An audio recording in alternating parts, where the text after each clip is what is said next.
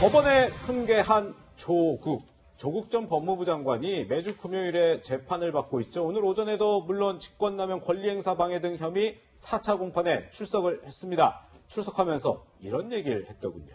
들어보시죠.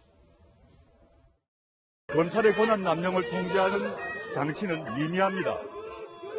작년 말 공수처법이 국회를 통과하였지만 발족은 험난합니다. 현재 상태에서 검찰의 권한 남용을 통제하고 시민의 인권을 보호할 수 있는 유일한 기관은 법원입니다. 저는 법정에 출석할 때마다 법원이 이러한 역할을 충실히 수행해 주시기를 간절히 소망하고 있습니다. 교수님, 이 조국 전 장관 피의자로 출석을 하면서 법원에 훈계를 했더라고요.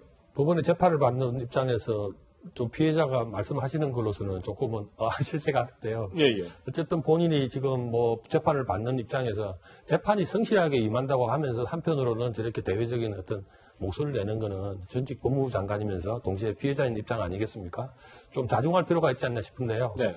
어쨌든 국민들이 조국 장관의 재판을 지금 아주 눈을 부릅뜨고 보고 있지 않습니까? 조국 장관뿐만 아니라 그 일가 전체 정경심 교수를 포함해서 뭐 사촌까지 지금 재판 결과들이 계속 나오고 있는데요. 예. 재판부에 대해서는 옹호하면서 검찰을 좀 압박하는 모양새, 장외에서 하는 모양새를 별로 좋아 보지는 않습니다. 네. 우리 의원님은 어떻게 생각하세요? 뭐 자중할 필요 있다 이렇게 보는 시각도 있네요. 이 세상이 바뀌는 거죠. 예. 저는 그렇게 봐요.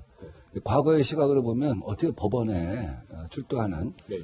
피고인이 저렇게 얘기할 수 있냐 하고 볼 수 있지만 사실은 모든 국민이 가질 수 있는 권리라고 봐요. 예. 그 권리 행사를 저렇게 언론을 상대로 해서 장외에서 할 수 있는 사람과 또 그렇지 않은 사람이 있겠죠. 그러니까 저는 권리 행사를 갖다가 재판을 받으면서 그 과정에서 한다면 뭐 누가 뭐라고 하겠습니까? 예. 저는 뭐 충분히 그 과정에서 그럴 수 있다고 보고 최근에 이제 새로운 사실들이 많이 밝혀지고 있지 않습니까? 박상기 법무부 장관이 그 당시에 윤석열 검찰총장하고 만났는데 조국 법무부 장관 후보 내정자에 대한 압수수색을 하는 걸 보고 이거는 뭐 장관한테 보고도 안 하고 이런 무리한 짓을 하느냐 하고 얘기했을 때 그 윤석열 당시 검찰총장이 이렇게 얘기했다는 거 아니에요? 사모펀드는 사기꾼들이나 하는 것이다. 이래서 자기가 수사에 나선 것이다. 이제 이렇게 설명을 했다는 것이고 물론 이제 검찰에서는 부인합니다만 대검 쪽에서는 선처를 요청해서 그렇게 얘기를 했다 또 부인하고 있죠. 무슨 예. 근데 제가 뭐 선처를 요구했던 말 자체가 좀 이상해요. 납득이 안 가요. 무슨 선처의 문제가 아니잖아요. 그 당시 인사권의 문제 갖고 다툼이 있었던 것인데 근데 최근 이제 그 조카와 관련된 사모펀드 판결에서는 권력형 범죄가 아니라고 하지 않았습니까? 네. 핵심 쟁점에 대해서 처음 나온 판결에서는 권력형 사모펀드가 권력형 범죄가 아니라고 하고 애초에 그 발단 윤석열 검찰총장의 노림수는 이제 의도는 수사에 개입하게 된 발단은 사모펀드였다고 한다면 사실 핵심 문제에서 이제 비껴지는 것이죠. 네.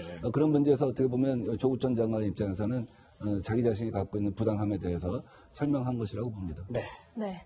이런 가운데 공수처 얘기를 좀 해보려고 하는데요. 미래통합당이 다음 주에 이제 국회에 복귀한다 이런 얘기가 나오는 가운데 그렇죠. 통합당이 국회에 복귀하게 되면 당연히 이 공수처 문제를 두고 첨예하게 대립할 것으로 예상됩니다. 교수님, 통합당 협력 없이는 일단 공수처 이야기 구성하기 어려운 거 아니에요?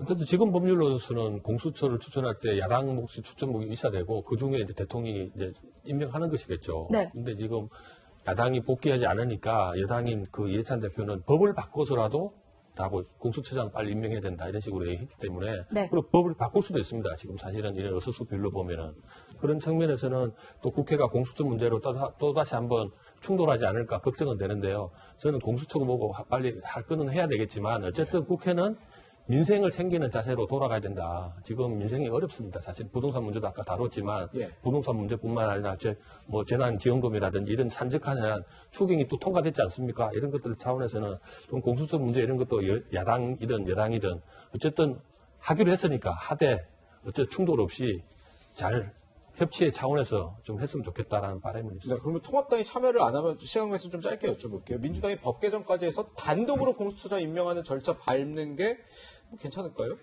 지금 공수처법은 공수처장에 대한 비토권을 갖다 보장해 준 거예요. 그러니까 여야가 각각 2명씩 추천할 수 있지 않습니까? 이제 7명 중에 2명이 반대하면 공수처장이 이제 임명이 안 되는 거죠. 추천이 안 되는 것이죠. 근데 그 지금 현재의 법은 공수처장에 대한 후보에 대한 비토권을 갖다 사실상 보장해 준 것이지 예, 예. 공수처 출범 자체를 비토할 수 있게 한 건 아니죠. 아, 예, 예. 그러니까 지금 야당이 하는 건 공수처 출범 자체를 비토하는 것이라고 볼 수가 있는 것이죠. 네. 그런 비토가 계속 된다고 한다면 법을 개정해서 야당 못에 그 공수처 추천위원을 갖다 추천 안 했을 때 예. 그것을 뭐 포기한 것으로 간주한다랄지 이런 식의 어떤 법을 갖다 수정하고 조정하는 것은 가능하다고 봅니다. 네, 그렇군요. 네, 피고인 신분으로 법원에 훈계한 조국 전 장관 얘기와 앞으로 국회에서 논의될 공수처 이야기까지 해봤습니다. 두 분과는 여기서 인사 나누겠습니다. 고맙습니다.